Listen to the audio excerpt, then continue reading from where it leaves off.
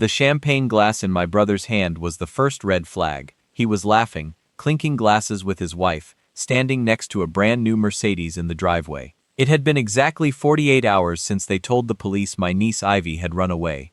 You don't toast to a missing child. You don't buy luxury cars when your daughter is gone. That was the moment I knew. They didn't lose her, they got rid of her. Can subscribe for more betrayal stories and comment your city or country. I wasn't supposed to be home.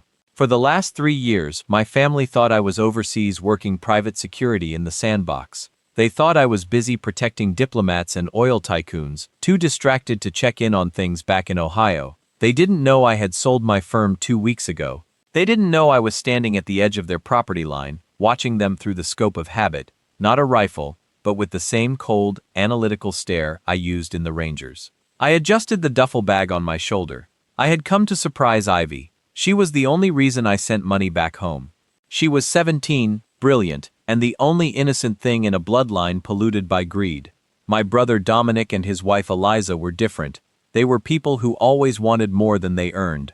I walked up the long driveway. The gravel crunched under my boots, but they didn't hear me over their laughter.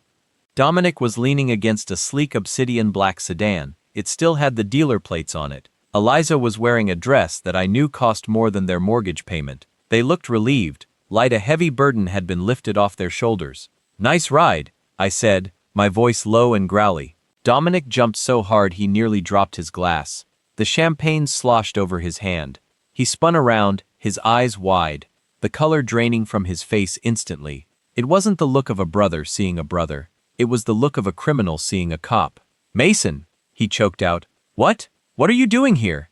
"Surprise," I said, not smiling. I didn't move to hug him. I stood still, my eyes scanning him. Dilated pupils, rapid breathing, sweat beading on his upper lip despite the cool autumn breeze. I thought I'd come see my niece for her birthday next week. Eliza stepped forward, forcing a smile that looked like it hurt her face. "Mason, oh my God, you scared us. We didn't know you were stateside." "Clearly," I said, looking at the car. "Business must be good, Dom. Last time we spoke, you were asking me for a loan to fix the roof." Dominic laughed nervously, wiping his wet hand on his pants. "Yeah, well, things turned around. A lucky break. Some investments paid off." "Where's Ivy?" I asked. I cut right through the small talk. The air shifted. The celebration died instantly. Eliza looked down at her shoes. Dominic looked at the car. "She's gone, Mason," Dominic said, trying to sound somber, but his voice lacked the heavy grit of real grief. "She ran away 2 days ago, left a note and everything, said, she hates this town, hates us, we're devastated." "Devastated," I repeated, looking at the champagne glass he was still holding. "So, you're drinking to forget." "It's been a hard 2 days," Eliza interjected quickly, her voice shrill. "We're just trying to keep our spirits up. You know how hard Ivy has been lately. The rebellion, the boys. We think she went off with some boyfriend from the city." I nodded slowly. In the Rangers, you learn to read people. You learn that grief is messy. Grief is ugly. Grief doesn't care about appearance.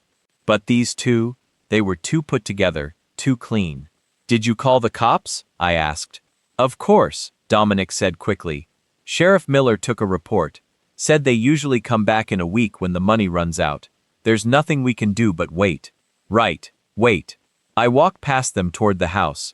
"I'm staying in the guest room until she gets back." "Mason, we're really not up for guests," Eliza started, panic rising in her voice. "I'm not a guest. I'm family." I didn't wait for permission. I walked into the house. The inside smelled like lavender and bleach. Too much bleach.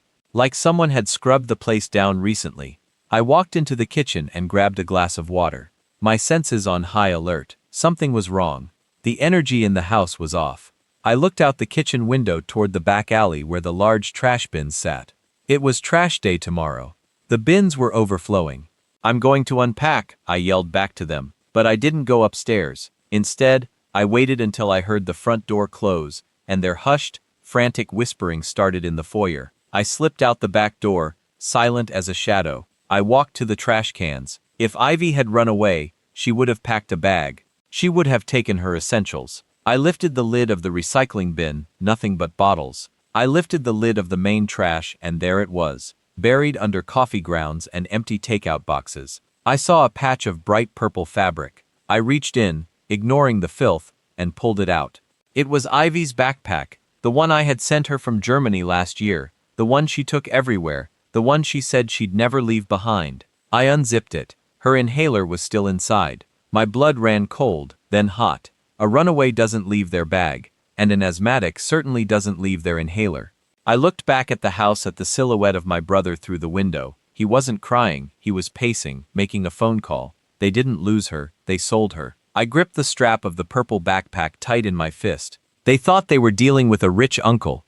They forgot they were dealing with a ranger. The night air felt heavier after finding the backpack. I slipped back into the house through the rear entrance, moving with the practiced silence that had kept me alive in hostile territories. The conversation in the living room had stopped, replaced by the hum of the television. They were trying to act normal, good. Normal people make mistakes. I went upstairs, bypassing the guest room and heading straight for the end of the hall. Ivy's door was shut. I tried the handle, locked. Mason. I froze, my hand still on the knob, but didn't turn around immediately. I composed my face into a mask of tired confusion before looking back. Dominic stood at the top of the stairs, a forced casualness in his posture. "What are you doing?" he asked. His voice was tight. "Just wanted to see her room," I said, keeping my tone flat. "Maybe find a clue about where she went." "Sheriff Miller already looked," Dominic said quickly, stepping between me and the door. "He said it's a crime scene. Well, a missing person scene. We shouldn't disturb it. A missing person scene usually involves police tape." "Dom, I don't see any tape." He flinched. "Look, Eliza is really upset seeing you in there. It's going to make her break down again. Just let it be for tonight, okay?" I stared at him for a long beat. He was terrified, not of losing his daughter, but of me opening that door. "Fine," I said. "I'm jet-lagged anyway." I went to the guest room and shut the door loud enough for them to hear. I waited 10 minutes. I heard their bedroom door click shut down the hall. I waited another 20 minutes for the house to settle into the deep silence of 2 a.m. Then I moved. I didn't need a key for Ivy's door. A tension wrench and a rake pick from my travel kit had the lock turned in 6 seconds. I slipped inside and closed the door behind me. Moonlight filtered through the sheer curtains, illuminating a room that felt frozen in time. The bed was made, but hastily. The pillows were crooked. I scanned the room, my eyes adjusting to the dark. On the nightstand sat a piece of notebook paper. The note. I picked it up. "Mom, Dad, I can't do this anymore. Don't come looking for me. I'm going to be happy. Ivy." It was short, generic, and it was all wrong. I pulled a small UV flashlight from my pocket. Standard carry for checking hotel cleanliness, but useful for other things too. I shone the light on the paper. The paper was indented heavily. Whoever wrote this had pressed down hard, almost tearing the page. That happens when you're writing under duress or in a hurry. But the ray all tell was the signature. Ivy had a distinctive loop on her. Why? I had seen it on a 100 thank you card she sent me. This Y ended in a sharp, jagged line. It was forced. I put the note back exactly where I found it. I began to search the rest of the room. The drawers were half empty, but not in a way that suggested packing. They were rifled through. Someone had tossed this room looking for something valuable. I checked under the mattress. Nothing. I checked the back of the closet. Nothing. Then I went to the master bedroom. I crept down the hall. Dominic and Eliza were snoring. A heavy alcohol-fueled sleep. I didn't enter their room. I went to Dominic's home office downstairs. The door was unlocked. Dominic was sloppy. He always had been. I moved to the large safe in the corner. He used his birthday as the code. I knew it because he was a creature of habit. 0412. The light on the keypad turned green. The heavy door swung open. Inside there were the usual papers, deeds, insurance policies. But on the top shelf, sitting right next to his revolver, was a stack of cash. I picked it up. It wasn't a random amount. It was banded in bank straps, $50 bills. I counted quickly. 20 bills, $1,000. Who keeps exactly $1,000 in cash in a safe? Not a man who just bought a Mercedes. This wasn't savings. This was payment. It was small, pathetic money, dirty money. I flipped through the stack. Tucked in the middle of the bills was a small white business card. No name, no company logo, just a symbol, a black chess knight, and a QR code on the back. My stomach churned. A black knight. In the circles I used to operate in. Symbols like that didn't belong to banks or car dealerships. They belonged to networks. Private encrypted networks. I took a picture of the car with my phone and put it back. I put the money back. I closed the safe. They had sold her for pocket change. $1,000. That was the price they put on my niece's life. I went back to the guest room, but I didn't sleep. I sat on the edge of the bed, staring at the wall. The rage was a cold, hard knot in my chest. If I let it explode now, I'd kill Dominic with my bare hands, and I'd never find Ivy. I needed to be smart. I needed to be the operator, not the uncle. I pulled out my laptop and connected my phone. I uploaded the photo of the QR code. I didn't scan it directly. That would alert whoever was on the other end. Instead, I ran the image through a decryption program I still had access to from my contracting days. The screen flashed processing bars. Green text scrolled rapidly, decoding source dark web relay node, location ping local 15 miles east. The signal originated from a warehouse district just outside the city limits. Then a new notification popped up on my screen. It was from the background trace I had started on Ivy's phone number earlier that evening. Target device active, location moving, speed 65 miles per hour, direction southbound on I-75. She wasn't gone yet, she was moving. I looked at the clock for 15 a.m. I closed the laptop. The sun was about to rise and so was the hunter. The interstate at 5 a.m. was a river of gray fog and headlights. I was in a rental car, a nondescript sedan that blended in with the morning commuters. My phone was mounted on the dash, the tracking dot pulsing red. Ivy's phone was still moving south, but it had slowed down. She was about 40 miles away near the state line. I wasn't chasing a runaway anymore. I was tracking a package. I pressed the gas, weaving through the early morning truck traffic. My mind was racing, running through scenarios. If they were transporting her this openly, they were arrogant, or they had protection. I dialed Sheriff Miller's personal cell. I had known Miller since high school.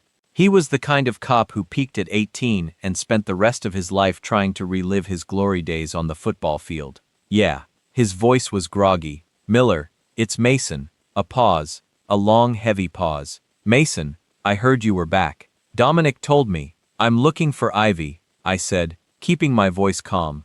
I'm tracking her phone. It's pinging on I-75 south. Why aren't your deputies on this? Miller sighed, a sound of exaggerated patience. Mason, listen to me. The girl left. She disabled the GPS on her own. We've seen this a dozen times. If we go chasing every teenager who wants to skip town, we'd never get any real work done. She's 18 in a few months. It's not a crime to leave home. She's 17, Miller, and her inhaler is in the trash. That sound like a voluntary trip to you. Maybe she got a new one. He snapped, his tone shifting from tired to defensive. Look, stay out of it. You go playing Rambo on the highway. You're going to get yourself arrested. Leave police work to the police. The line went dead. He hung up on me. That was mistake number one. Mistake number two was assuming I needed his permission. The red dot on my screen stopped moving. It had settled at a rest stop just before the Kentucky border. I floored it. 10 minutes later, I pulled into the rest area. It was quiet. A few semi-trucks idled in the back lot. A couple of weary travelers were walking their dogs. I scanned the lot. My eyes locked on a dirty white van parked near the wooded edge of the area. No license plates on the front. Tinted windows. It was classic. Too classic. I parked 3 rows back and got out. I didn't run. Running attracts attention. I walked with purpose, my hands loose at my sides. As I got closer, the driver's side door of the van opened. A man stepped out. He was huge, wearing a stained flannel shirt and a baseball cap pulled low. He stretched, scratching his stomach and lit a cigarette. I checked my phone. The dot was right on top of him. I approached from his blind spot. Morning, I said. He jumped, spinning around. His hand went instantly to his waistband. Professional reflex, not a truck driver. Can I help you? He grunted, eyeing me up and down. My niece, I said, my voice dropping to a whisper. Her phone is in your van. The man laughed, a wet, ugly sound. You got the wrong ride, pal. Beat it. I don't think so. I moved before he could blink. I stepped inside his guard, grabbed his wrist and twisted. There was a sickening pop as his shoulder dislocated. He tried to scream, but I slammed him face first into the side of the van, pressing my forearm against his throat. Where is she? I growled into his ear. I don't know what you're talking about, he wheezed, spitting. I'm just a courier. I pick up phones.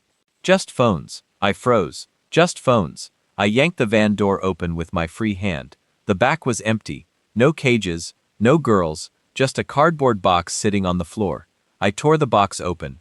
Inside were a dozen cell phones, all buzzing and pinging with notifications. Ivy's phone was right on top. Its screen cracked. It was a decoy. They had put her phone in this van to lead anyone tracking her in the wrong direction. While I was chasing a courier south, Ivy was being taken somewhere else. Probably hours ago. I shoved the man away. He crumbled to the asphalt, clutching his arm. "Who paid you?" I demanded. "I don't know names," he cried. "Just a drop location. A locker at the bus station downtown. I pick up the phones, drive them south to throw off the GPS, and dump them in a river." I grabbed Ivy's phone. It was the only link I had left. I looked down at the courier. "Get out of here. If I see you again, I break the other arm." He scrambled into the van and peeled out of the lot, tires screeching. I stood there in the cold morning air holding the cracked phone. I had been outsmarted. They knew someone might track the device. This operation was sophisticated, organized. Dominic and Eliza were too stupid to come up with this. They were pawns. I got back in my car. The anger was gone, replaced by a cold, sharp clarity. The sheriff was blocking me. The parents were lying. The trail was cold. But I had one thing they didn't account for. I knew where the money came from. I drove back north toward the city. I wasn't going to the police station. I was going back to the house. It was time to stop asking polite questions. It was time to apply pressure until something broke. And the weakest link in this chain was my sister-in-law, Eliza. I pulled into the driveway just as the sun broke over the horizon, painting the sky, and bruises of purple and orange. The new Mercedes sat there like a trophy, gleaming and mocking everything that was happening. I didn't park. I blocked it in. I walked into the house without knocking. Dominic was asleep on the couch, mouth open, a half-empty bottle of scotch on the floor. Eliza was in the kitchen making coffee with shaking hands. She jumped when the back door slammed shut behind me. "Mason!" she gasped, nearly dropping the carf. "You've been gone all night. Where were you?" I didn't answer. I walked straight to her, invading her personal space until her back hit the marble counter. I placed Ivy's cracked phone on the island between us. The glass screen was shattered, a spiderweb of violence. Eliza stared at it. Her face went pale, her eyes darting from the phone to me. "Where did you get that?" she whispered. "I found it in a van headed for the state line," I said, my voice low and dangerously calm. "A decoy. Someone paid a courier to drive it south while Ivy was taken somewhere else." "Taken?" Eliza laughed nervously, a high-pitched hysterical sound. "Mason, you're letting your imagination run wild. She probably dropped it when she left. Or sold it for bus money." "Stop it," I snapped. The command cracked through the room like a whip. "The game is over, Eliza. I found the backpack in the trash. I found the fake note, and I saw the cash in the safe." Her eyes widened. You went into the safe? $1,000? I said, leaning in closer. "That's the going rate for your own daughter. $1,000 and a car lease." "You don't understand," she cried, tears finally spilling over. But they weren't tears of grief. They were tears of terror. We didn't have a choice. We were drowning. "Mason, the business went under 6 months ago. The house was in foreclosure. We were going to lose everything. So, you sold Ivy to save the house." No, it wasn't like that." She was shaking now, her hands gripping the counter edge so hard her knuckles were white. "They said it was a job, a placement, a wealthy family in Europe looking for a governess. They said she'd be safe. They said she'd send money home." "Who is they, Eliza?" She clamped her mouth shut, shaking her head violently. I can't say." "He'll kill us," he said. "If we talked, the deal is void, and an accident's happen. An accident is about to happen right now, if you don't give me a name." Suddenly, a roar came from the living room. "Get away from her." Dominic charged into the kitchen. He was hungover, disheveled, and holding a baseball bat. His eyes were wild. "Get out of my house, Mason. You have no right to break in here and threaten my wife." I didn't flinch. I turned slowly to face him. He swung the bat, a clumsy telegraphed arc aimed at my head. I stepped inside the swing, letting the wood whistle harmlessly past my ear. I drove my fist into his solar plexus. The air left his lungs in a wet whoosh. As he doubled over, I swept his legs. He hit the kitchen tile hard, the back clattering across the floor. Before he could gasp for air, I had my knee on his chest and my hand wrapped around his throat. not squeezing enough to kill, just enough to remind him of his mortality. "You sold her, Dom," I snarled, looking down into his terrified, watering eyes. "You sold your own blood to a trafficker because you're a failure of a man. Now you're going to tell me who bought her, or I'm going to start breaking fingers and I won't stop at 10. It was O'Connell, Eliza screamed from the corner. She was slid down against the cabinets, sobbing into her hands. "His name is O'Connell, the broker." I eased the pressure on Dominic's throat but didn't let him up. "Where do I find him?" The Golden Nightclub," Dominic wheezed, clutching his chest. "Downtown underground poker tonight. He's always there on Tuesdays." I stood up, stepping over my brother as if he were nothing more than a rug. "See, was that so hard?" I picked up the bat and tossed it onto the counter next to the coffee maker. "If you call the police," I said, looking at both of them, "I'll tell them about the cash in the safe. If you call O'Connell and warn him, I'll come back here and finish what I started. Do you understand?" They both nodded, paralyzed by fear. "Stay in the house," I ordered. "If you leave, I'll find you." I walked out of the kitchen, adrenaline humming in my veins. The Golden Nightclub. I knew the place. It wasn't a club you just walked into. It was a fortress for the city's elite degeneracy. High stakes, higher security. I needed to get in, but I couldn't go in as Mason the Ranger. I had to go in as Mason the Billionaire. I drove back to my hotel, not the guest room. I was done sleeping under the same roof as those monsters. I showered, washing off the grime of the interstate and the stink of my brother's betrayal. I opened my suitcase. I had packed one suit just in case. A charcoal bespoke Italian cut that cost more than Dominic's new car. I put it on. I strapped my Rolex to my wrist. I slicked back my hair. When I looked in the mirror, the soldier was gone. In his place stood a wealthy, arrogant investor. The kind of man who bets houses on a pair of jacks. But underneath the silk and the wool, I strapped a ceramic knife to my ankle. And in my pocket, I placed a small high-frequency audio jammer. I checked my bank account on my phone. The balance was a string of numbers that commanded respect. Money opens doors that battering rams can't. Tonight, I wasn't going to fight O'Connell. I was going to buy him. I waited until night fell. The city lights flickered on, hiding the sins of the streets. I drove to the warehouse district to an unmarked steel door in an alleyway guarded by two men who looked like they chewed glass for breakfast. I walked up to them. "Private event," the larger one grunted, crossing his arms. I didn't say a word. I pulled a black card from my wallet, the kind made of titanium. "Invite only," and held it up. It wasn't for this club specifically, but in this world, money recognizes money. "I'm looking for a game," I said smoothly. "High limit, no cameras." The bouncer looked at the card, then at my suit, then at my shoes. He tapped his earpiece. We got to walk in. "Looks like a whale." A pause. Then he stepped aside and opened the steel door. "Basement level, don't cause trouble." I smirked. "I never do." I walked into the darkness. The heavy bass of music thumping against the walls. The air smelled of cigar smoke and expensive perfume. I was in. Now I just had to find the man who thought he could buy my niece. And when I found him, I was going to make him wish he had never learned the value of $1. The basement of the Golden Nightclub was a different world. The thumping bass from upstairs faded into a sophisticated velvet-draped silence. The lighting was dim amber and gold, designed to make everyone look beautiful and everything look expensive. Waitresses in black evening gowns moved silently between tables carrying trays of crystal tumblers. The room was filled with the city's shadow elite, corrupt city councilmen, real estate mogul with blood on their hands, and men who didn't exist on any census. I walked to the bar and ordered a scotch. Neat. My eyes scanned the room, looking for the man Dominic had described. O'Connell, the broker. I spotted him at the center table. He was a small man, deceptively harmless looking, wearing a suit that was too shiny and a smile that didn't reach his eyes. He was holding court, laughing as he rad in a massive pot of chips, but what gave him away wasn't his clothes. It was the way the other men at the table looked at him. Fear, respect. He wasn't just a player, he was the house. I finished my drink and walked over. The game was Texas Hold. The buy-in was clearly astronomical. "Seat open?" I asked, stopping behind an empty chair. O'Connell looked up. His eyes were like sharp glass. Dead and black. He scanned me, assessing my net worth in a single glance. 50,000 to sit. Minimum bet is 5. I didn't blink.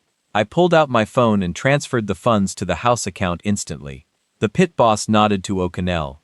"Deal him in." O'Connell said, his voice smooth like oil. What's your name, friend?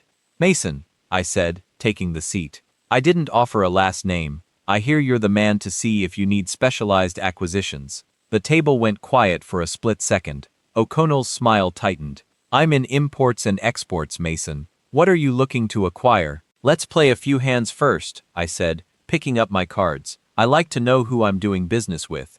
The game began. I played aggressively. I played recklessly. I wanted them to think I was just another bored rich guy throwing money away. I lost the first 3 hands on purpose. Watching O'Connell relax, he thought I was a mark, a fool with deep pockets. You play loose, Mason. O'Connell chuckled, stacking my chips into his pile. You in finance? Something like that, I said. I used to be in security cleaning up messes. Messy business, he mused. It can be. An hour passed. I let my stack dwindle down to almost nothing. Then the moment came. I was dealt pocket aces. O'Connell was the dealer. He looked confident. He raised. I pushed my remaining chips into the center. All in. O'Connell laughed, trying to buy your way back to respectability. I call. He flipped his cards. Kings. The flop came. A king. O'Connell hit his set. The table groaned. Tough luck. O'Connell smirked, reaching for the pot. Turn isn't over, I said calmly. The turn card. An ace. The table gasped. I had hit a higher set. The river was a dud. I won. O'Connell's face went rigid. His eyes narrowed. He didn't like losing, especially not to a stranger.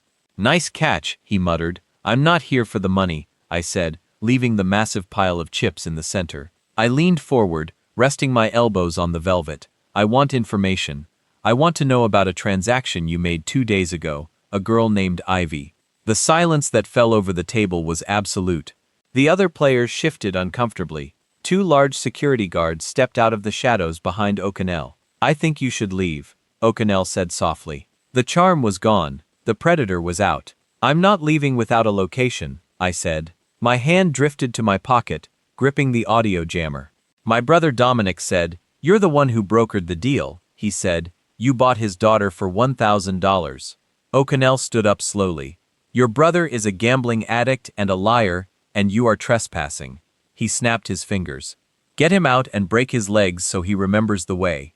The 2 guards moved in. I didn't stand up. I waited until the first guard reached for my shoulder. I moved with the sudden explosive violence of a coiled snake. I grabbed the guard's wrist, used his momentum to pull him down, and slammed his face into the edge of the mahogany table.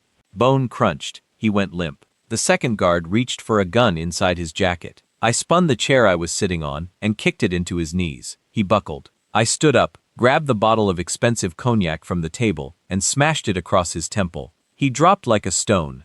The other players scrambled back, knocking over chairs, terrifying whimpers escaping their throats. I stood alone in the center of the chaos, facing O'Connell. He wasn't reaching for a weapon. He was staring at me, realizing his mistake. You're not in finance, he whispered. No, I said, stepping over the unconscious guard on the cleanup crew. I grabbed O'Connell by his silk tie and slammed him back into his chair.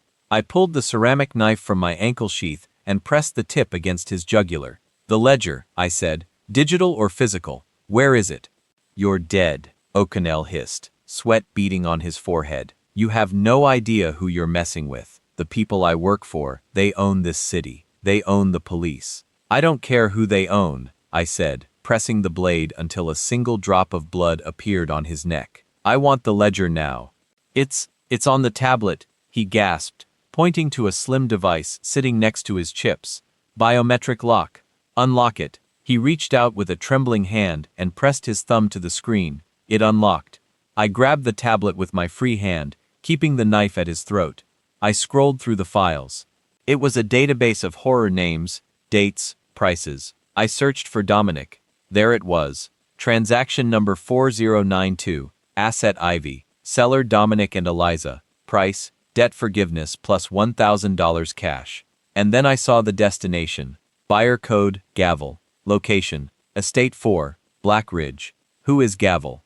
I demanded. O'Connell laughed, a manic, terrified sound. You're already dead, soldier boy. You think you can go there? Gavel isn't a criminal. Gavel is the law. Who is he? I warred. Judge Julian, he spat. Family court. The man who decides where foster kids go. He takes the pretty ones for himself. Judge Julian, the most powerful judge in the state, the man who was supposed to protect children. My blood turned to ice. This wasn't just a trafficking ring, this was institutional evil. I looked at O'Connell. You're going to jail, but not tonight. I punched him hard in the temple. He slumped over unconscious. I pocketed the tablet. I heard sirens wailing in the distance. Someone had triggered the silent alarm. The police were coming, and they were on the judge's payroll. I sprinted for the service exit. I had the location. I had the name. The game had changed. I wasn't fighting criminals anymore. I was fighting the system itself, and I was going to burn it down. I burst out of the service exit into the cool night air, the heavy steel door slamming shut behind me. The sirens were getting louder, a chorus of red and blue sweeping toward the front of the club. I didn't run. Running makes you look guilty. I walked briskly to my car, slid inside, and merged into traffic just as 3 police cruisers screeched to a halt at the entrance I had just left. My hands were steady on the wheel, but my mind was a storm. Judge Julian. I knew the name. Everyone did. He was the face of family values in the state. He ran re-election campaigns on cleaning up the streets and protecting the youth. He was untouchable. If I went to the FBI now with just a stolen tablet and the word of a criminal broker, they'd bury the evidence and me along with it. Julian had friends in high places. I needed undeniable proof, and I needed Ivy. I drove to a safe house. I maintained a small, sterile apartment rented under a shell corporation. It was off the grid. No digital trail linked it to Mason the Billionaire or Mason the Ranger. I sat at the small kitchen table and opened O'Connell's tablet. The battery was at 40%. I plugged it into my encrypted laptop and began to mirror the hard drive. If they caught me, I needed a backup. I opened the file labeled Gavel. It was worse than I thought. It wasn't just Ivy. There were dozens of entries going back 5 years. Foster kids who ran away. Teenagers from broken homes whose parents were too drugged out or too paid off to care. Julian was running a private collection of human lives under the guise of the foster system. I clicked on the latest entry, Ivy. Status processing location, Black Ridge Estate, main house processing. The word made me want to vomit. It meant they were breaking her, drugging her, preparing her. I pulled up the satellite imagery of Black Ridge. It was a fortress disguised as a country manor, high walls, private security patrols. It was located deep in the mountains, isolated, with only one road in and out. I zoomed in on the perimeter. Thermal cameras, motion sensors, and armed guards. Not police, private contractors, mercenaries, men who killed for a paycheck and asked no questions. I couldn't just walk in. I couldn't bribe my way in. This required a different kind of currency. I opened my travel case, the one I had checked under a special diplomatic permit. Inside was the gear I hoped I'd never have to use again. A suppressed Sig Sauer P226, a combat knife, flashbangs, night vision goggles, and a signal jammer capable of blacking out a city block. I stripped off the expensive Italian suit. It lay in a heap on the floor, looking like a discarded skin. I pulled on black tactical pants, combat boots, and a tight-fitting thermal shirt. I strapped on the body armor. I wasn't a businessman anymore. I wasn't an uncle. I was a weapon. I looked at the clock. 2 a.m. The human body is at its weakest, between 3 o'clock and 4 a.m. Circadian rhythms dip. Guards get tired. Eyes get heavy. That was my window. I packed the gear into the trunk of the rental. Before I left, I made one phone call. Not to the police, not to Dominic. I called an old contact from my unit, a guy named Ghost, who worked in cyber intelligence at the Pentagon. "This is a burn line," Ghost said instantly. "Make it quick." "I'm sending you a data packet," I said. "Encrypted. Don't open it yet. If I don't check in by 600 hours, release it to every major news outlet and federal agency in the country. Bypass the local field office." "What's in the packet, Mason?" "The end of a career and probably the end of my life if I screw this up." "Understood. Good hunting." The line went dead. I drove toward the mountains. The city lights faded in the rear-view mirror, replaced by the crushing darkness of the winding forest roads. The road to Black Ridge was steep and treacherous. I killed the headlights 2 miles out. I drove by moonlight using night vision goggles to navigate the twists and turns. I couldn't risk the guards seeing the light approach. I parked the car in a dense thicket of pines, covered it with a camouflage tarp, and continued on foot. The air was thin and cold. The silence was absolute, broken only by the crunch of pine needles under my boots. I reached the perimeter fence. It was 12 feet high, topped with razor wire. I scanned it with a frequency detector. Electrified, I found a junction box 50 yards down the line. I opened it and attached a bypass clip. I didn't cut the power that would trigger an alarm. I created a loop, tricking the system into thinking the circuit was complete, while I cut a hole in the fence large enough to slide through. I was inside. The estate sprawled before me. The main house was a monstrosity of stone and glass lit up like a castle. I could see shadows moving in the windows. I crept through the shadows of the landscaped gardens, moving from tree to tree. I watched the patrol patterns. 2 guards walked the perimeter every 10 minutes. They were sloppy, talking, smoking. They weren't expecting an assault. They were expecting scared teenagers trying to run away, not a ranger coming in.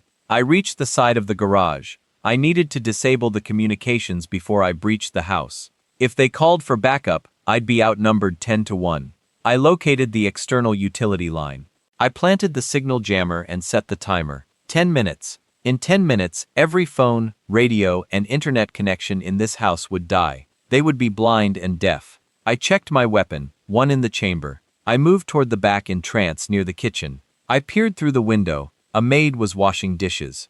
A guard sat at the table eating a sandwich, his rifle leaning against the wall. I took a deep breath. The anger that had been burning in me all day settled into a cold, hard focus. Ivy was in there, and the man who bought her was sleeping in a silk bed upstairs. Tonight, the judge was going to face a jury of 1. The signal jammer activated with a silent electromagnetic pulse that only I could feel through the small indicator light on my wrist.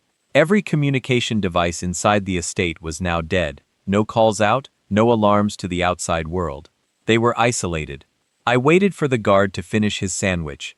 He stood up, stretched, and walked toward the hallway, leaving his rifle behind. Amateur mistake. I slipped through the unlocked kitchen door while the maid had her back turned, focused on the sink. The kitchen smelled like rosemary and roasted meat. Marble countertops, imported tile, blood money decorated every surface. I moved through the shadows of the butler's pantry and into the main hall.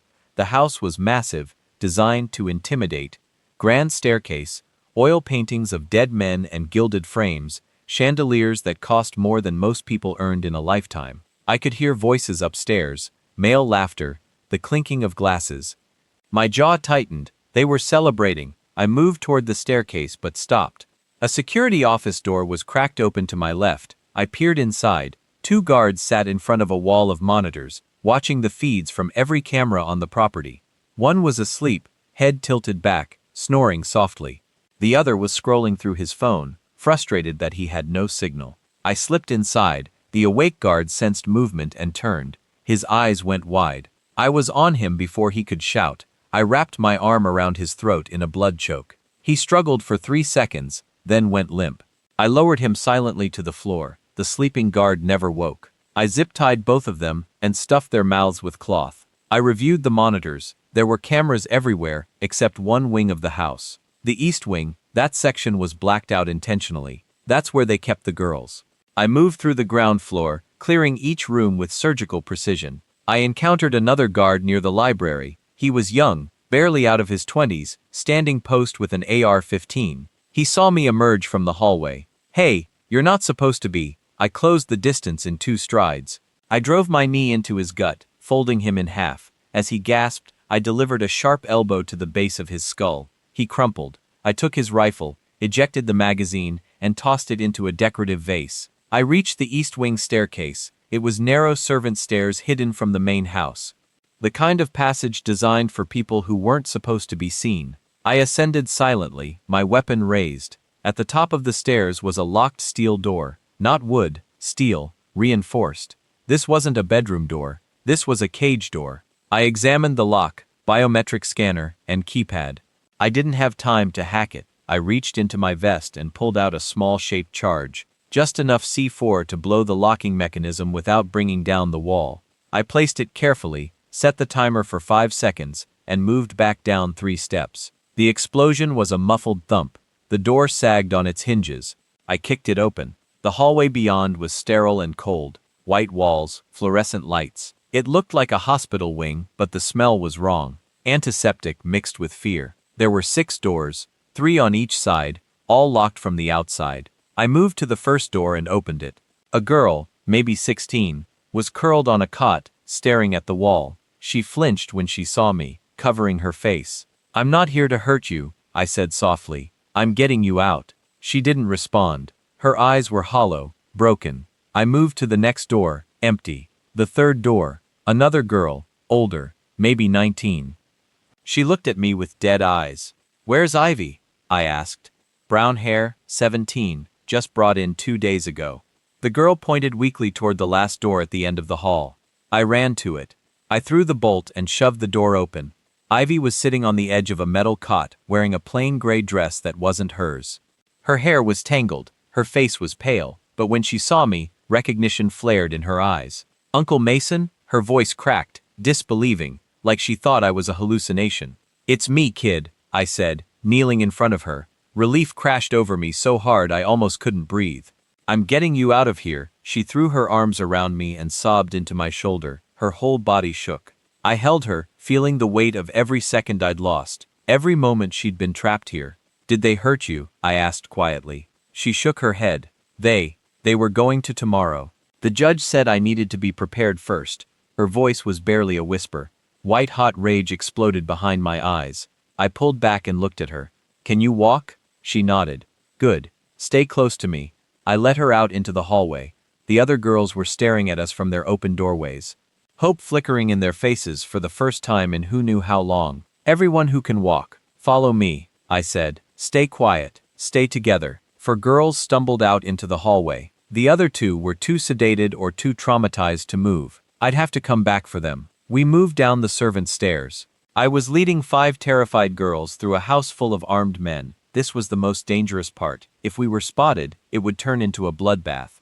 We reached the ground floor. I peered around the corner. Clear, but then I heard footsteps, heavy boots, multiple sets, lockdown breach, east wing.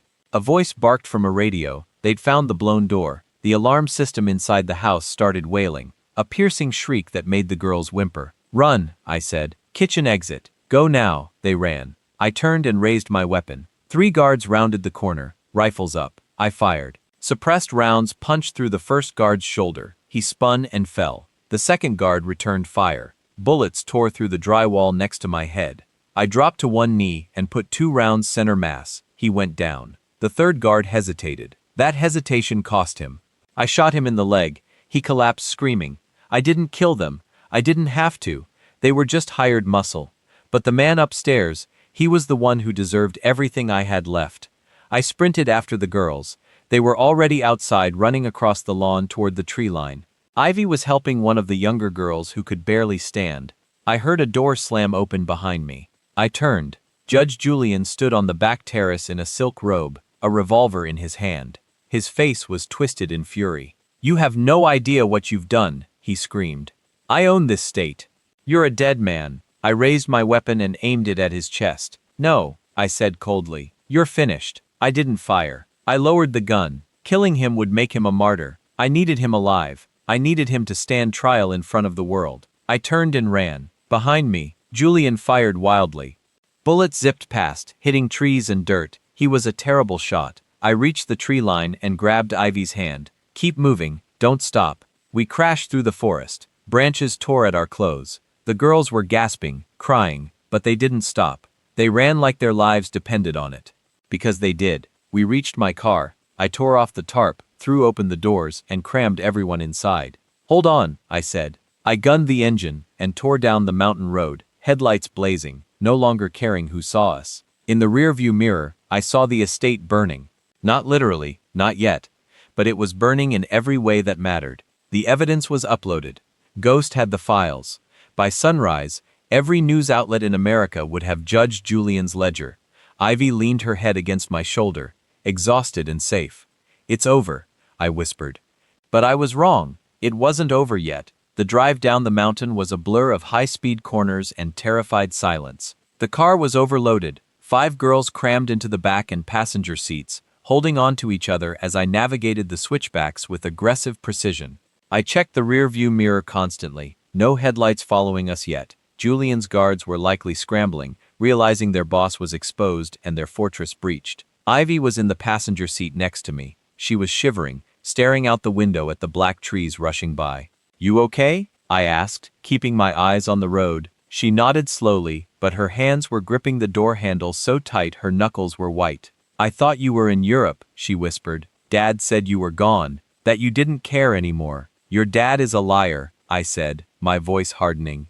I never left you, Ivy. I never will. We hit the main highway just as the first hint of dawn began to bleed into the sky. I drove straight past the exit for the local sheriff's office. I wasn't stopping there. Miller was compromised. Half the county was compromised. I needed federal jurisdiction.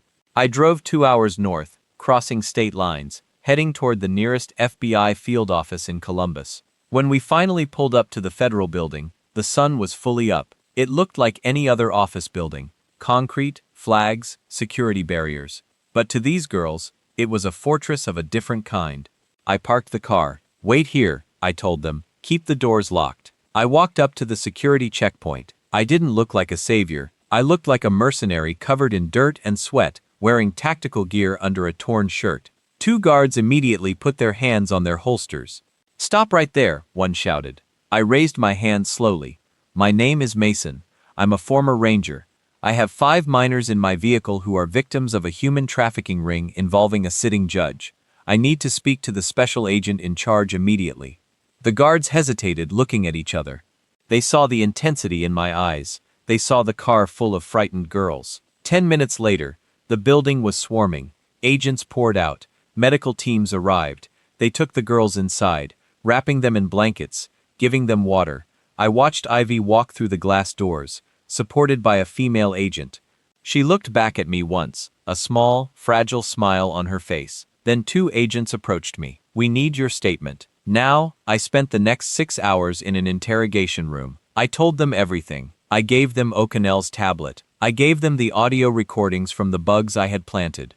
I gave them the names, Julian, O'Connell, Dominic, Eliza. When I walked out of that room, Ghost had kept his promise. The news was already breaking. Breaking news. Massive trafficking ring exposed. Judge Julian implicated. But my work wasn't done. The law would handle Julian. The law would handle O'Connell. But there was one loose end that required a personal touch. I drove back to my brother's house. It was late afternoon when I pulled into the driveway. The house looked exactly as I had left it. Peaceful and suburban, but the energy was different. There were no police cars here yet. The feds were hitting Julian first.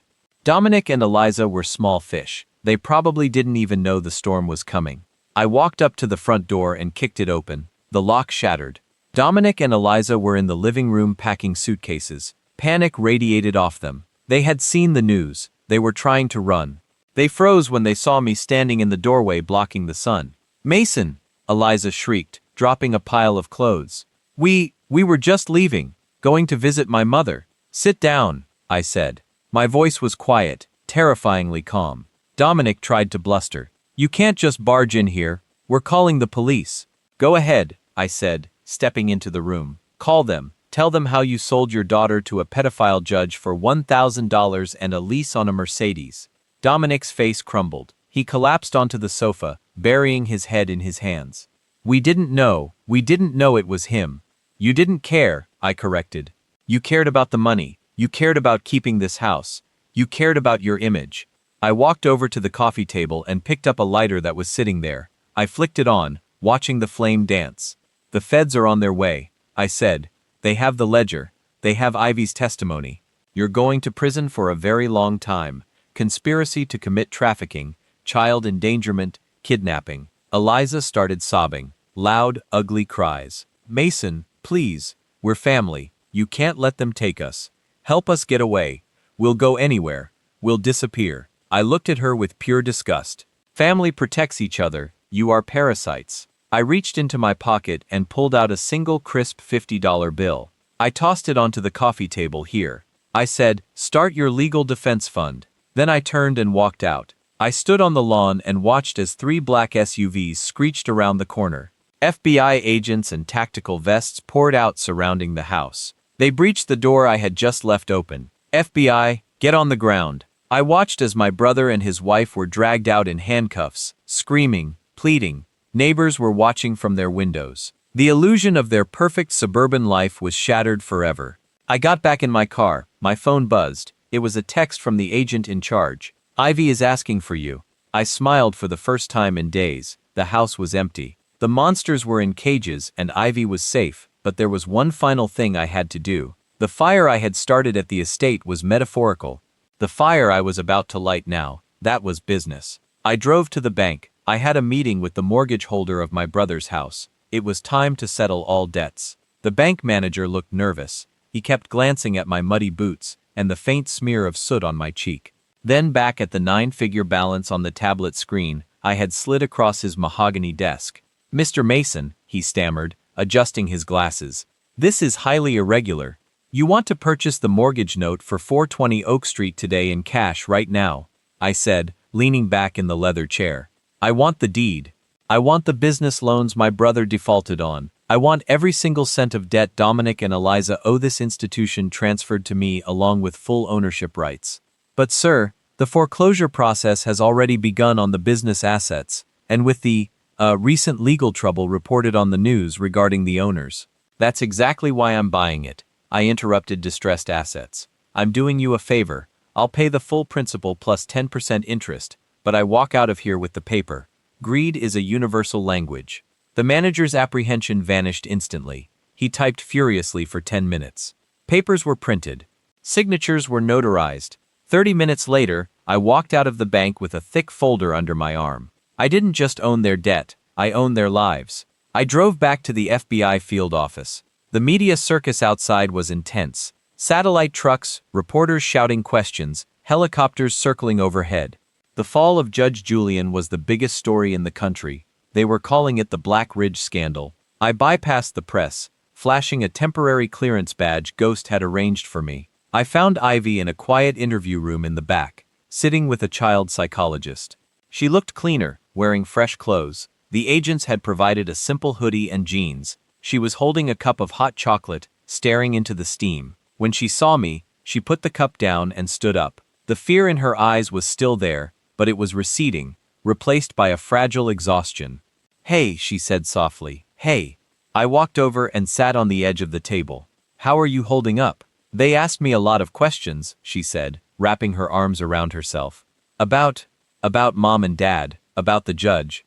"You did good," I said. "You told the truth. That's the bravest thing anyone can do." She looked up at me, tears welling in her eyes again. "They're in jail, aren't they, Mom and Dad?" "Yes," I said. I didn't sugarcoat it. "They're not coming out, Ivy. Not for a long time." She nodded, a tear slipping down her cheek. "Good." The word was heavy. It was the sound of a child realizing they were an orphan. "Not by death but by betrayal." "What happens now?" she asked, looking around the sterile room. "I don't have anywhere to go. The social worker said I might go into the system." I reached into my jacket pocket and pulled out the folder from the bank. I placed it on the table between us.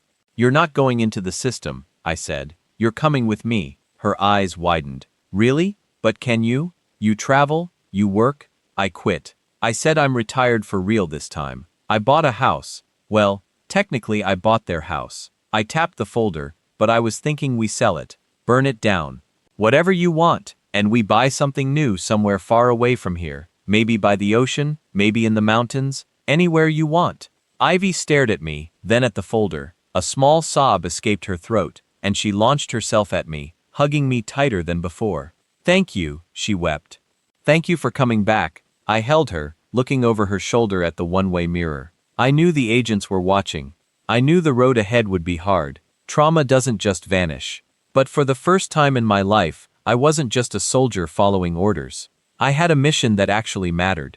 3 months later, the courtroom was packed. The air conditioning hummed, fighting the stifling heat of the bodies crammed into the gallery. Everyone wanted to see the monster fall. Judge Julian sat at the defense table, looking shrunken and pale. His expensive suit hung off him. The arrogance was gone, replaced by the terrified realization that his power had evaporated. I sat in the front row. Ivy was next to me. She held my hand, her grip firm. She wasn't the scared girl in the gray dress anymore. She was a survivor. The prosecutor, a sharp woman from the Department of Justice, stood up. "Your Honor, the state calls its next witness, Mason Vance." I squeezed Ivy's hand, stood up, and buttoned my jacket. I walked to the stand. I swore to tell the truth, and then for the next 2 hours, I dismantled Judge Julian's life piece by piece. I detailed the tracking, the infiltration, the girls I found in the cages.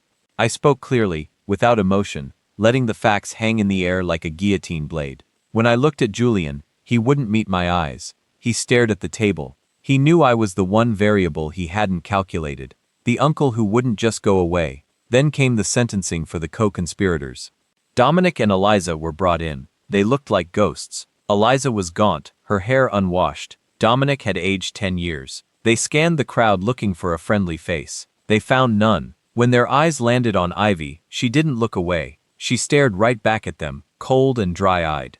She had mourned the parents she thought she had. She had nothing left for the strangers standing in orange jumpsuits. The judge, a new one, brought in from 3 counties over. Read the verdict. Guilty on all counts. Life in prison without parole for Julian. 25 years for Dominic and Eliza. As the Baffs moved to cuff them and drag them out, Dominic shouted, "Mason! Mason! Wait! The house! The assets! You can't let the bank take everything. It's our legacy for Ivy." I stood up slowly. The courtroom went quiet. The bank didn't take it. "Dom," I said loud enough for everyone to hear. "I did." Dominic froze. "What?" "I bought the debt," I said. "I own the house. I own the cars. I own the business. And I'm liquidating all of it. Every dime is going into a trust for the victims of the ring you helped feed." Eliza screamed. It was a sound of pure materialistic despair. They didn't care about the years in prison. They cared that they had lost their status, their money, their legacy. "Get them out of here," the judge ordered. I watched them get dragged away, kicking and screaming. It was finally over. I walked back to Ivy, ready to go. She stood up, taking a deep breath. "Yeah, let's go home." We walked out of the courthouse into the bright afternoon sun. The reporters swarmed, shouting questions, cameras flashing. I put my arm around Ivy, shielding her, guiding her toward my truck. We didn't look back. We didn't answer questions. We just got in and drove. We were going to the coast. I had found a place, a quiet house on a cliff overlooking the Pacific. No fences, no guards, just open water and endless horizon. Ivy turned on the radio. A rock song played loud and defiant. She rolled down the window, letting the wind whip her hair. She smiled, a real smile this time. The nightmare was behind us. The traffickers were burnt, the family was broken, but what remained was stronger than steel. We were free. The ocean breeze was different from the mountain air. It smelled of salt and freedom. We had been in Oregon for 2 weeks. The house I bought sat on a rugged cliff overlooking the Pacific, miles away from the nearest neighbor. It was a complete reset. New furniture, new clothes, new life. I was in the kitchen making breakfast pancakes, because that was the one thing I knew how to cook, without burning when the phone on the counter buzzed. It was an encrypted number. Ghost. I hesitated. I had told him I was retired, that I was done. I picked it up. "This better be a goodbye call." "It's about the ashes, Mason." Ghost's voice was serious. "The investigation into Julian's network. We missed something." My blood ran cold. I turned off the stove. "What do you mean missed something?" "Julian was the buyer," Ghost said. "O'Connell was the broker. But we found an encrypted comms channel on Julian's private server that was still active after his arrest. Someone else was funding the operation. A silent partner. And according to the chatter, they aren't happy about their investment burning down." I looked out the window. Ivy was sitting on the deck reading a book, her legs tucked under her. She looked peaceful, safe. "Who?" I asked, my grip tightening on the phone. "We don't have a name yet, just a handle." "The architect and Mason. The chatter indicates they know where you are. They tracked the bank transfer you made for Dominic's debt." I cursed silently. I had been sloppy. I had let my desire for revenge on Dominic expose my position. "How long?" I asked. "Hard to say. Maybe days. Maybe hours. If they send a cleanup crew, it won't be local thugs this time. It will be professionals." I hung up. I walked out onto the deck. The sun was shining. The waves were crashing below. It was perfect. "And it was a trap, Ivy," I said. She looked up, shielding her eyes from the sun. "Yeah. Pack a bag," I said, keeping my voice level. "Just the essentials. We're going on a trip." She frowned, sensing the shift in my mood instantly. "Where?" "We just got here. You said we were safe." "We are?" I lied. "But I forgot I have to sign some papers for the trust back in the city." "It won't take long, but we should go now." She studied my face for a second. She was smart. She saw the tension in my jaw. "Is someone coming?" she asked quietly. I didn't insult her intelligence by lying again. Maybe I need to make sure this is finished for good. Go pack. She stood up immediately, closing her book. No arguments, no panic. She moved like a soldier's daughter. I went to the safe in the master bedroom. I pulled out the Sig Sauer and checked the mag. I grabbed the go bag. I always kept ready. Cash, passports, burner phones. We were in the truck 10 minutes later. I didn't take the main highway. I took the old logging roads that winded through the dense forests of the Pacific Northwest. We drove for an hour in silence. "Who is it?" Ivy finally asked. "Someone above the judge," I said. "Someone with deep pockets who doesn't like losing money." "Are we going to run forever?" she asked. Her voice wasn't scared, just tired. I looked at her. "No, we're not running. We're relocating to a hunting ground." I pulled the truck off the road into a hidden clearing I had scouted days ago. Old habits die hard. I killed the engine. "Listen to me," I said, turning to her. "I made a mistake. I thought cutting off the head of the snake was enough. But snakes have eggs. I need to find out who the architect is, and I can't do that if I'm worrying about protecting you here. So, what do we do?" "We split up," I said, "just for 24 hours. I have a friend, Ghost. He's sending a team to pick you up. They'll take you to a secure site at a naval base. No one gets in there without a presidential order. And you?" "I'm going to wait here," I said, looking back at the empty road. "I'm going to let them find me. I'm going to let them think they have me cornered." "Mason, no!" She grabbed my arm. "That's suicide." "It's a trap," I corrected for them. A black helicopter appeared over the tree line 10 minutes later. It wasn't marked, but I knew the bird. It was Ghost People. It landed in the clearing, kicking up a storm of dust and pine needles. 2 men in tactical gear jumped out. I knew one of them. Sergeant Miller, no relation to the corrupt sheriff. "Good man, get her out of here," I shouted over the rotor wash. "Naval Base Kitsap. Don't stop for anything." I hugged Ivy hard. "I'll come for you, I promise." "You better," she whispered, tears streaming down her face. She ran to the chopper. I watched it lift off and disappear over the ridge. Now I was alone. I got back in the truck and drove back to the house on the cliff. I parked in the driveway right out in the open. I went inside and opened a beer. I sat in the living room facing the front door. I placed the cig on the armrest. I waited. If the architect wanted to settle the score, I was going to make sure the price of admission was higher than they could ever afford. Sunlight faded. The ocean turned black. At 1000 p.m., the motion sensors at the end of the driveway tripped. No alarm sounded. I had disabled it. Just a silent vibration on my phone. 3 vehicles, SUVs, moving slow, lights off. They were here. I took a sip of beer. "Welcome to the party," I whispered. I picked up a remote detonator from the coffee table. I hadn't just bought furniture for this house. I had rigged the entire perimeter with C4 charges. I had acquired from my old contacts. I watched through the window as 12 men in black tactical gear moved toward the house. They moved well. Professionals, not cops, mercenaries. They stacked up at the front door. I waited until they breached. Crash. The door flew open. Flashbangs rolled in. I didn't move, I just pressed the button. The blast hit like a freight train. The walls buckled, windows shattered, and the front half of the house seemed to jump off its foundation. The C4 under the porch and in the support beams went off in a perfect chain, controlled, directed outward. The men who had just crashed through my front door never had a chance. The shock wave threw their bodies back into the darkness like broken dolls. I was already moving. The second I hit the detonator, I dove through the open doorway into the hallway and down the narrow staircase that led to the basement. The blast roared above me, dust and splinters raining down as I tumbled the last few steps and slammed into the concrete floor. My ears rang, my shoulders screamed, but I was alive. I pulled myself up and hit the next switch, a manual release on a reinforced steel door I'd installed when we moved in. The slab slid shut above me just as flaming debris crashed down where I'd been standing 3 seconds earlier. The house was gone, and to the men watching from the SUVs outside, it looked like I was gone with it. I followed the emergency lights down the tight concrete tunnel that ran under the property line, dug into the cliff. It ended at a rusted metal hatch that opened out to a narrow ledge halfway down the rock face. I pushed it open and stepped out into the cold night air. The Pacific roared below. Above me, the remains of the house burned against the sky, bright and furious. I watched from the shadows as more men scrambled near the driveway, shouting into dead radios, sprinting toward the flames. They were confused. They were angry, but they weren't looking down. From their point of view, the mission was a mess. 12 men dead or dying, the target presumably vaporized.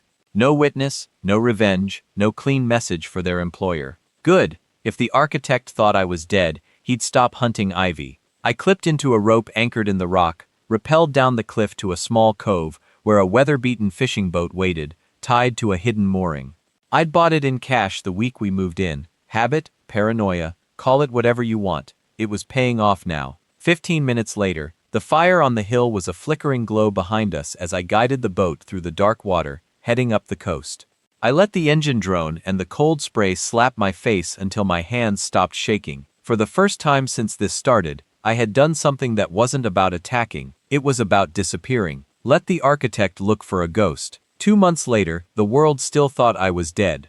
The official story was simple. Former ranger dies in mysterious house explosion linked to trafficking ring scandal. Conspiracy forums argued about it. News anchors used my name for a week, then moved on to the next outrage. But in a secure wing of a naval base thousands of miles away, Ivy knew the truth. I walked through the gray corridor of the family housing unit carrying a paper bag full of takeout. The guard at the end of the hall nodded. "She hasn't left that room all afternoon," he said quietly. "Been drawing again." "That's a good sign," I answered. I knocked once, then opened the door. The room was simple: clean bed, desk, small window. On the wall, sketches were taped up in a neat grid. Ocean scenes, trees, a woman standing on a porch with her face turned away, a little girl on a swing, pieces of a life that hadn't happened yet, but might. Ivy sat at the desk, pencil in hand. She looked up when she heard me, and that now familiar mix of relief and disbelief crossed her face, like she was still getting used to me walking into rooms alive. "You're late," she said, trying to sound annoyed. Her eyes betrayed the smile she was holding back. "Traffic," I said, holding up the bag.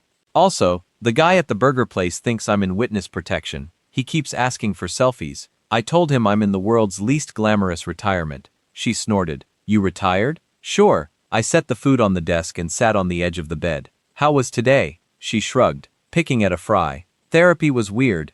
They asked if I wanted to write a letter to Mom and Dad and I told them there's nothing left to say," she murmured. "Then I spent an hour talking about you instead, so technically, it was a productive session." I laughed softly. "Your therapist is going to start charging me double." A quiet settled between us. Not heavy, not awkward, just real. "Ghost called this morning," I said. "He wanted me to tell you something." She turned, interested. "About the judge or O'Connell?" "Neither," I said. "About the architect?" Her expression hardened. That name had become a shadow in the room. Something we didn't talk about often, but both felt. "They find him?" she asked. "Yeah," I nodded. One of the men who came to the house the night of the explosion lived long enough to talk. Between his statement and the bank trails, they traced the money back to a holding company that led to a board. And at the top of that board, a man named Victor. "Who is he?" Ivy's voice was flat. "A billionaire investment guy," I said. "Charity Gallus. Speeches about children's futures. Turns out he'd been funding rings like Julian's in 3 different countries. Kids were just another asset class to him." Her jaw clenched. "What happened to him?" "He didn't go out in a blaze of glory." I said. "No dramatic arrest, no shootout. The feds froze his accounts, raided his offices, seized his servers. They handed over the evidence to every country he had ever set foot in. The board removed him without hesitation. His wife walked away. His own children changed their last names. The final word I heard was that Victor sat in a holding cell, waiting to be extradited in 3 separate directions all at once." She stayed quiet for a long stretch of time. "That's it?" she finally asked.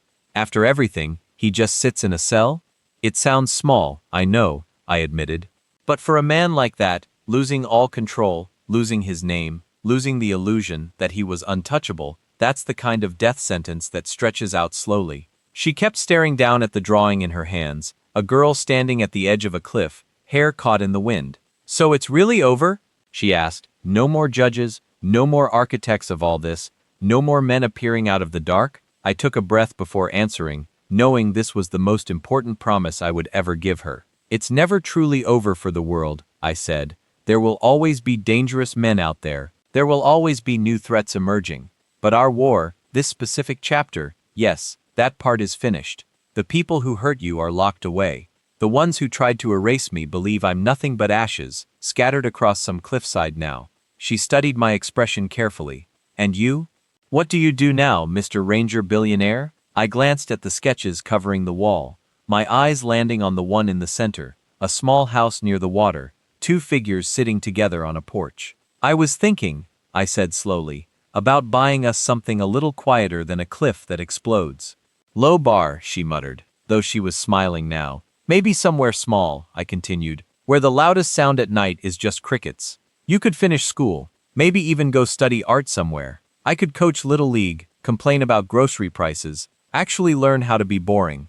Pretty sure you'd fail at being boring, she said, wiping at her eyes. But I like everything else you just said. I stood up and tapped one of her sketches. You choose the view.